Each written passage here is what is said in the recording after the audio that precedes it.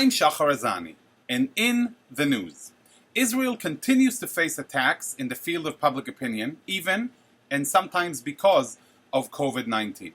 The last few months have been tough on all of us, from COVID-19 to riots and protests which swept many all across the US. Israel and anti-Semitism seem to have taken center stage. A report published last week by researchers at the Cantor Center at Tel Aviv University found that the coronavirus pandemic has become a vehicle, a tool really, for an intense and exceptional wave of anti-Semitism accompanied by anti-Zionist propaganda that accuses Jews and Israel of either causing the virus or standing to benefit from it. And even the recent calls for racial justice have been marred with anti-Semitic slurs, which under the shroud of these protests, one could easily smell this all-familiar scent of hatred, which we are sadly and tragically too used to. 2 weeks ago, thousands took to the streets in Paris, France, to demonstrate against racism and police brutality, an event which teamed with anti-Israel and anti-Semitic slogans with signs that read Israel, laboratory of police violence, as well as racial slurs such as dirty Jews alongside Palestinian flags. Which brings me to today's segment, featuring someone very special who stands tall to defend Israel on world stage. Together, Vouch for Each Other is an Israeli not-for-profit organization founded in 2018 by a group of young Israeli Arabs, Christians, Muslims, Bedouin and Druze, who felt determined to bring about change in the Israeli Arab society, feeling that this segment of Israeli society had taken a negative turn vis-à-vis the state of Israel, and this did not reflect how they view Israel and their feelings towards the country. The founders of Together Vouch for Each Other have taken it upon themselves to take a stand, to lead Israeli Arab society towards a positive stance towards their homeland, and to bring about further integration of Arab-Israeli society with Israeli society at large. To discuss this and more, I am absolutely thrilled to have with me today on JBS, all the way from Israel, one of those who tirelessly fight for Israel, from within and without, Mr. Yoseph Haddad. Haddad stands at the helm of this organization. He is an IDF disabled veteran and a public relations activist. Born in Haifa, then moved with his family to Nazareth, at the age of 18, Yosef decided to volunteer in the Israeli army. He was accepted to the Golani Brigade, where he served and completed a commander's course, receiving an award for excellence, after which he was placed in Battalion 51. Yosef decided to dedicate his life to showcasing the beautiful sides of the state of Israel and the true situation of Israeli Arabs. He speaks before many audiences, especially students, and he disputes and fights organizations that boycott Israel. He recently visited South Africa, a visit about which we are about to hear more. Yosef, it's a pleasure to have you with us. Thank you. Pleasure being with you guys. Thank you very much. First of all, let me ask you, in your bio, it's mentioned that you're a disabled IDF veteran. Tell us a little bit about your service in the IDF. First of all, how come? It's a well-known fact that not many Arab Israelis joined the IDF. What drove you to join the IDF? Well, to be honest with you, to answer this question, I really need to go back to where I was born. And I was born in Haifa, and also I was raised in Nazareth. Now, Haifa is the biggest mixed city in Israel, and Nazareth is the biggest Arabic city in Israel. Right. Now, surrounding Nazareth, we have today what's it called, Nofa Galil, but before that it was Nazareth Elite and Afula and Migdal Emek. And in Haifa, the biggest mixed city, I had Jewish friends, Druze friends, Muslim friends, and Christian friends. And this is how I grew up. I grew up playing football, by the way, with my friends, not really caring if you are a Jewish or a Christian or a Muslim or a Druze. We were all together. And the common thing between us is that we love football, but we also Israelis. So that's how we grew up. And when I arrived at the age of 18, my Druze friend and the Jewish friends, they got their first order to go and to serve in the army, but I didn't get it. Now I asked the question, and to be honest with you, I know the answer, but still I asked the question, why? Eventually I'm an Israeli, and last time I checked, the army here, it's called the IDF, not the JDF. It's not a Jewish defense force, it's an Israeli defense force. And I am part of Israel, and I'm an Israeli. And when the IDF fights and protect the country, it also protects all the societies in Israel, Arab and Jews. So I eventually decided to volunteer to the army.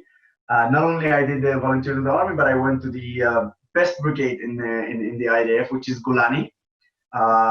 If you ask me why I choose Golani, basically it's one, because it is the best brigade in the IDF, and second, people tend to say that I'm a little bit crazy.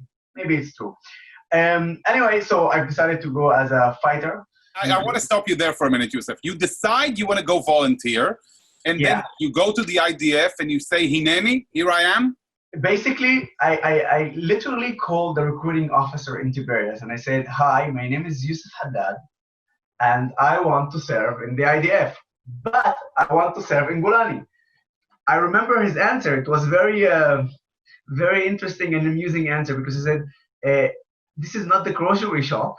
It's an IDF, it's an army, and you cannot ask what you want or demand what you want. And I said, I don't have to serve in the IDF. I can go and just travel in South America.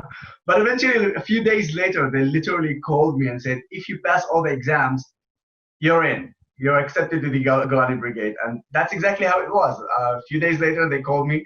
They said, you got it. You got your demand. We accepted it. Just come here, pass what you need to pass in terms of medical examination and everything, and you'll go in. And I did it. Yes, you did. And it's mentioned again that you are a disabled Army veteran. So tell us a little bit about your Army service. What years? What did you do? So I started my service in 2003, and Shahar, I must tell you something. You know, you asked me before I jumped into the why I'm a disabled veteran. You asked me a really interesting question, why I decided to serve in the army.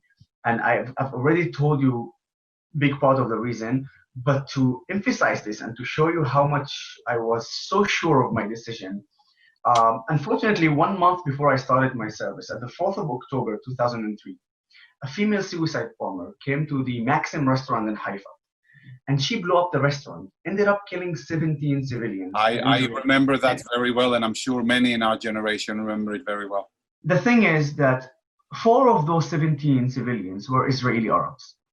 At that day exactly, I understood that terrorism doesn't really care if you're an Arab or you're Jewish. As long as you're Israeli, you are a target for terrorism. And as I said, when I started my service in the army, I knew that I am going to protect and serve my society in general, Arabs and Jewish. So I started my service, and I must say that I also become a commander. Back then, it was not so trivial, so I was among few Arab Israelis to become a commander in the IDF. And Shahar, I'm going to say it as it is, how we say, on the table, because during my years, I hear a lot about Israel being an apartheid country, and I always say, guys, you now you're meeting, or you're actually seeing an Arab Israeli who was a commander in the IDF on Jewish soldiers. This is not apartheid. So you can use that. There you go. You say, I saw this guy on TV. He's an Arab. So I want to emphasize that, Bont Yosef, for our JBS viewers. Remember what you're looking at, because nothing speaks Israel more than the facts. And the fact that you're witnessing here is an Arab-Israeli commander and the IDF who commanded Jewish soldiers and others. So between that and the accusations labeled at Israel, there is absolutely no daylight. Absolutely. So to jump to your question, which is exactly 2 months before I was supposed to finish my service, I participated in the Second Lebanon War in summer of 2006. Unfortunately, I lost 3 commanders, 7 friends, and soldier under my command. It was terrible, but if I may say something about those guys, because Please. For me, a lot of people would look at me and say, what I hear you are doing, all what you're doing for Israel. I would say that the true heroes are exactly those who are not with us, because they protected us and they cannot tell their stories. But you know what? In a way, I'm here and I can tell their stories. And briefly, just to say two simple stories about my commander, Rui Klein, who jumped on a grenade just to save his crew, while, by the way, shouting Shema Israel. And people need to imagine this, yeah? Someone throws a grenade, you have less than 3-4 seconds until it comes to your where you are, your area. It's even 1 second left to take a decision what you're gonna do, and he decided to save his crew. This is a hero. A hero is when we go to try to evacuate some of the soldiers that were very badly wounded, and they would say, "Don't treat me, go treat my friend." This is a hero. For me, it's important to acknowledge this and to say to all the viewers about the true heroes of our soldiers. As for me, 2 days before ceasefire, at the 10th of August, I was badly injured. The story started around 5 o'clock a.m. When we heard a huge explosion, and then we understood that our tank, a tank that was actually very close to us, got hit by an anti-tank missile. And as we are the closest force to the event, we were the ones to go and evacuate and rescue the team. When we went there, unfortunately, all of the crew, 4 members of the crew of the tank, they were badly injured. So we had to evacuate them back to a point where a chopper can take them to Israel.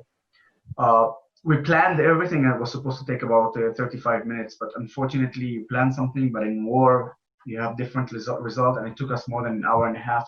So we found ourselves as a rescue team going back to our shelter at daylight, around 7 o'clock in the morning, and Hezbollah was waiting actually for us. And in a way, we were like sitting ducks. So while I was leading my unit and going towards the shelter, Hezbollah decided to shoot the same rocket that they shot on the tank. They decided to shoot it at me. I was very lucky that it didn't hit me, otherwise I would be in 1,000 pieces, but it just bypassed me and hit a wall that was very close to me. From the explosion, I flew in the air and I landed on my belly. I understood that I was injured. I understood that I was injured badly because I had a huge cut on my face, and I felt it in my body. When I turned on my back, I saw that my foot was cut off, and immediately started shouting, "My foot was cut off! My foot was cut off!" I was very fortunate that my unit immediately rescued me, and they gave me the first treatment. And from there, they rescued me to a point where a chopper can take me back to the hospital, to Israel. And even though, or actually while they're rescuing me, Hezbollah was waiting. So while we're doing the rescue, I was on a stretcher, and Hezbollah is shooting RPGs and shooting at us. But eventually, the team managed to bring me safe to a chopper, and from there to a hospital. And then from there, 1 year of rehabilitation until I got back on my feet again. Wow. Well, first of all, we're all very happy that you're with us today, and thank you for your service for the state of Israel and for the people of Israel. I have to ask you, you're a very unusual character in the Israeli landscape, and I'd love to know, as I'm sure all of our viewers would love to know, what kind of reactions are you getting for your work and activity, both within Israel and within Israeli Arab society, and more interestingly, in the general landscape of, globally and the Arab world?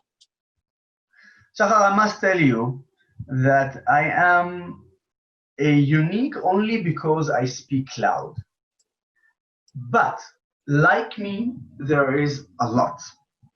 And the fact that now I have the opportunity, Shahar, to present this on TV and talk about it, this is exactly what I actually was aiming to do. Because usually what you will see on the news, on the social media, is exactly the opposite of me and my friends and the people who are literally thinking like me, but they're just not talking out loud. So first of all, thank you for that opportunity. And second, this is exactly the issue. Like me, there is a lot in the Israeli Arab society. Like me, there is a lot of people thinking that we need a change. But unfortunately, the extremists from both sides are right now controlling, and they are the minority. They are the minority. but they are louder, they are more violent, more extreme, and that's why right now they are controlling. But eventually, when we started our journey 2 years ago, we started by one, two, three people, and now we are thousands of people following our organization and literally believing in this agenda that say a very simple thing. We live in Israel, and as an Israeli Arabs, we should be part of the Israeli society to be more integrated, to influence and affect actually our society and in the country, to be in higher position, and literally to say that, hey, we are Israeli Arabs. We are proud of being Arabs. We are proud of being Israelis. And more people are joining our organization, and we are very happy about that. And this is something that it's amazing, because when you start from something that you don't really know how it will develop, and you will see right now that what you believe in, it's actually happening. That's a big and huge news for us. So the comments are very positive. Obviously, there is bad comments, and I'm not gonna lie to you. I do get threats, but the threats that I get, it's from the same group of extremists that, for them, we are some sort of we threat them. We are a threat on them because we are finally breaking the chain of what they always fed us, and that's why they're afraid. Yosef, That's why they attack. do you feel sometimes that you're risking your life doing what you do? It's not about being afraid or not. I am careful. But I really see the bigger picture here. And I believe, first of all, that if there is some sort of an actual threat, that the Israeli police will take care of it. And I do believe that when I see the surrounding around me, the people that surround me, and that the fact that there are more and more people are joining, I feel more secure and confident continuing our journey. Oh, you are definitely a positive force within Israeli society.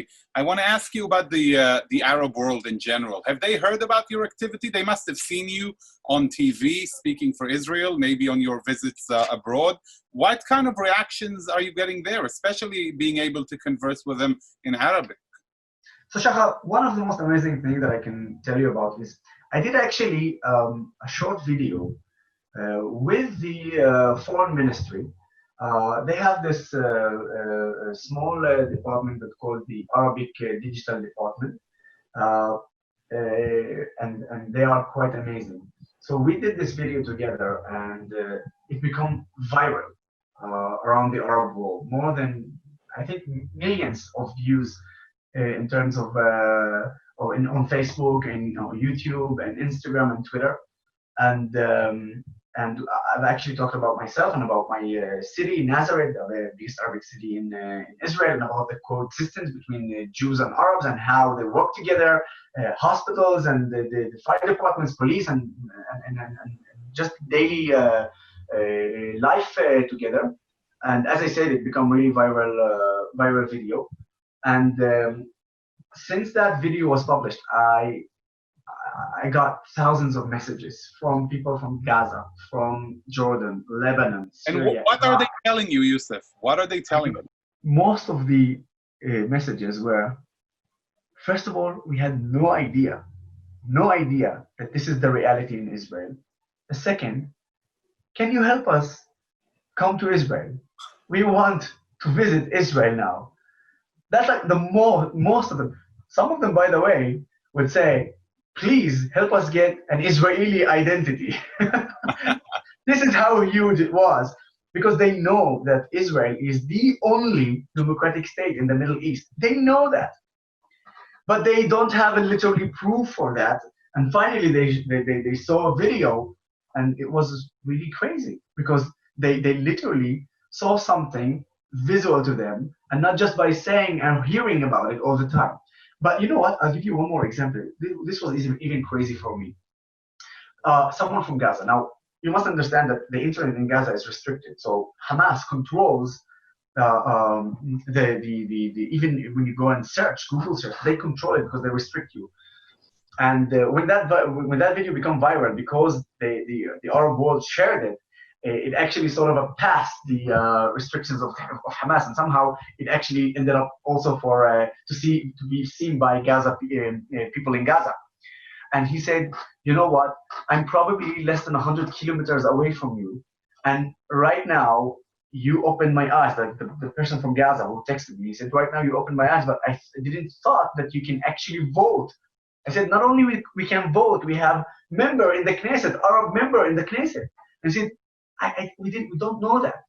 We think that you're living under an apartheid regime, and they are even referring not just to the Palestinians in the West Bank, they are referring to the Israeli Arabs living in Israel, in Nazareth, in Shfarmer, in even the mixed cities like Haifa and Akko and Lud and Ramle. So for this guy, it was a new information that I revealed to him, that we revealed to him. And I'm sure we did that among others. That's why it's so vital and important to do what we're doing, and we are going to keep doing it in South America, in America, and in South Africa, all over. That leads me to my next question, because not only do you keep on doing it internally and externally, during COVID-19, you decided to travel to South Africa and speak up for Israel. Share with us a little bit about that visit. Literally before COVID-19 started here in Israel, I had the opportunity to fly to South Africa during the BDS Apartheid week. And actually, I was the only one from Israel, as a representative from Israel, that managed to fly and arrive to South Africa. People over there in the Jewish community, they call me the lonely soldier. I got a lot of nicknames, but this one was really interesting. Literally, I was in front of the line against the BDS and by myself. But you know what? Army of one. Yep. An army of one, but I promise you that me and the students from the Jewish community, as well from the pro-Israeli students community, we did an amazing job. And one of the most amazing things is I had a debate live on the main TV station in South Africa, and it was a live debate with the BDS leader, Mohammed Desai. With all humble, I say it, but I totally crushed him, and it was easy for me because I literally had just to say the truth, and I knew that he was going to lie. So, lying on TV, on national TV and live TV, it was such a dumb act from him, especially when Israeli Arab sitting just next to him. Yeah, weren't they surprised, Yoseph? Suddenly, all of their stigmas shattered because they're sitting not with an Israeli Jew, but with an Israeli Arab, supposedly. The thing is, they didn't know how to handle it. Exactly. They didn't really know how to handle it, and I brought something a bit different, because in terms of Hasbara, in terms of how we go and talk about Israel, in our organization, Together Vouch for Each Other, we have specific tactics that we do, and it's a bit different from any other tactics or any other method that other organization, pro-Israeli organization use, which is first not to be afraid to talk about stuff that Israel do in terms of bad things, because we should acknowledge that, and we should say, hey, we're not perfect society. If you ask me if we have racism here, yes, we have racism. But on the other hand, show me one society that you don't have racism, unfortunately. And second, this is the most important one, we need to stop apologizing. And we need to attack back. Defending and apologizing, it's actually literally giving them the opportunity to attack us more, and maybe even in a way to agree with that system. So we stopped doing that, and we said, we are going to attack back, and when there's a liar, we're going to show it immediately, not waiting for him to finish his lie. And this is part of what happened on the interview, during the interview. He stopped lying, I immediately cut him. I didn't wait for him to finish his lie. And obviously, I attacked back by exposing more lies and more activities that they did. The effect of that interview was huge. Because Shahar, just a few minutes after the interview, one of the extremist political parties in South Africa, they called the EFF, they reach out to the Jewish community and ask specifically that I come and speak to them. Now, just to give you a brief, That's very important. The leader of the EFF, the nickname of their leader is the South African Hitler. That's their nickname. That's his nickname. Just to let you know, to understand how anti-Israeli they are and how they are misled and brainwashed by BDS and more anti-Israeli activists. So they specifically requested me to come and speak to them. I drove from Johannesburg into this poor area, 50 minutes out of Johannesburg, only to meet the EFF members, political members. At the end of that talk, one of the members, he looked at me and he said, I didn't know anything. This is the first time you exposed this to us. In an instant, I had an Israeli flag with me in my pocket. I just took it and said, now it's the time for you to take a photo with me with the Israeli flag. And we did that. I have this photo with the members of the EFF, and we are taking a photo with just an anti-Israeli political party, and they're having a photo with the Israeli flag. So this was crazy. Quite incredible. Now we have a very short time left. So let me ask you very quickly, 2 quick questions. One is, there is a discussion about serving in the IDF and what we call the National Public Service. You are talking about a movement within Arab-Israeli society. What do you think about the 2 options? Well, first of all, as an IDF veteran, I would say that any Israeli Arabs who want to volunteer to the IDF, we will support. But as an organization, we are calling to volunteer to the national service, because we believe this is actually, how we say, in the middle line. This is exactly the solution, because our motto is to serve the country and at the same time serving your community. You can do it in the schools, you can do it in hospitals, police department, fire departments, and this actually gives you a really good solution to serve the country and still stay in the community and serve your community. So we are rooting for that, and that's our aim. And Shahar, to give you a small statistic about it, in a year, there is 18,000 volunteers. 5,500 of them are Israeli Arabs. Most of them are coming from the Muslim community yearly. So every year there's 5,500, and we're aiming to grow this number more and more from year to year. I just want to echo what your message, Yoseph, and say that even though your work is unbelievable and you are doing so much, it's important for everyone to do their share to bring together Israeli society as one.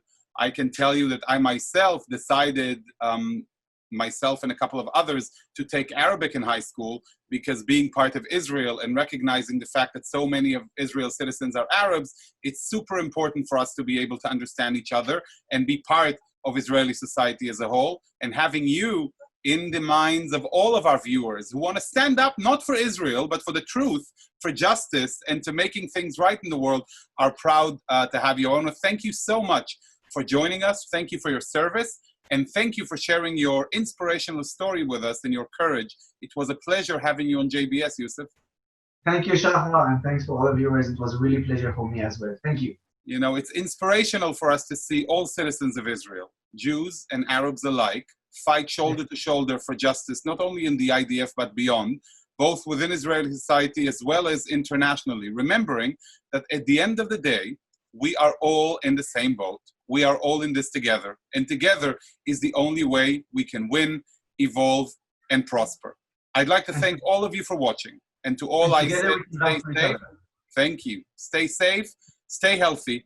I'd like to thank our director, Sloan Copeland, JBS's managing director, Dara Golub, our technical manager, Michael Paley, transmission manager, John McDevitt, and to our producer of In the News, Carol Lilienthal. For JBS, I'm Shahar Azani. Thank you so much for joining me. Until next time, see you soon. להתראות.